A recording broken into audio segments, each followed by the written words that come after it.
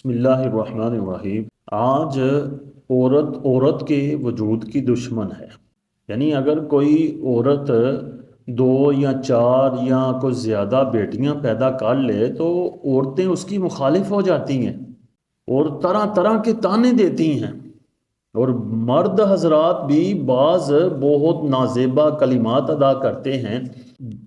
اس وقت یہ تکلیف یہ صرف اور صرف وہ عورت ہی جانتی ہے جس نے بیٹیوں کو جنا ہوتا ہے، لیکن لوگ جانتے نہیں کہ اگر بیٹی گھر میں آئے تو کتنی عظمت آتی ہے۔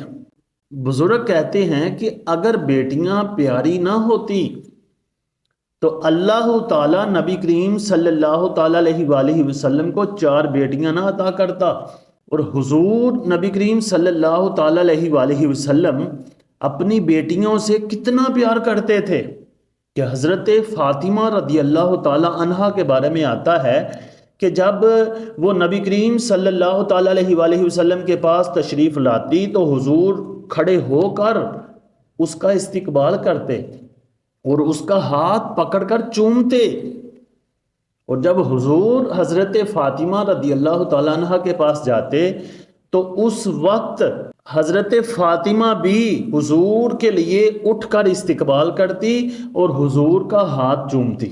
اس وقت بیٹیوں کو اچھا نہیں سمجھا جاتا تھا، زندہ قبر میں دفن کر دیا جاتا تھا۔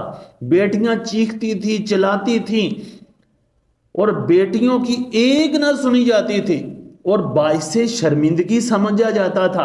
اگر آج بھی کوئی مسلمان بیٹیوں کو، لڑکیوں کو اپنے لیے باعث شرمندگی سمجھے تو وہ حقیقت میں زمانہ جاہلیت والی سوچ رکھتا ہے۔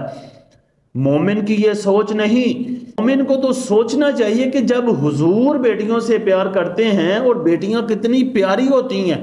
ایک حدیث کے اندر آتا ہے کہ جب کسی گھر بیٹی پیدا ہوتی ہے تو اللہ تعالی رحمت کے فرشتوں کو بھیجتا ہے کہ جاؤ اس گھر پر، اور وہ فرشتے آتے ہیں اور آ کر کہتے ہیں اے گھر والو تم پر رحمت ہو۔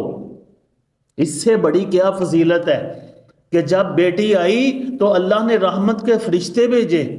اللہ تعالیٰ نے فرشتوں کو حکم دیا کہ اس گھر پر رحمت نازل فرماؤ۔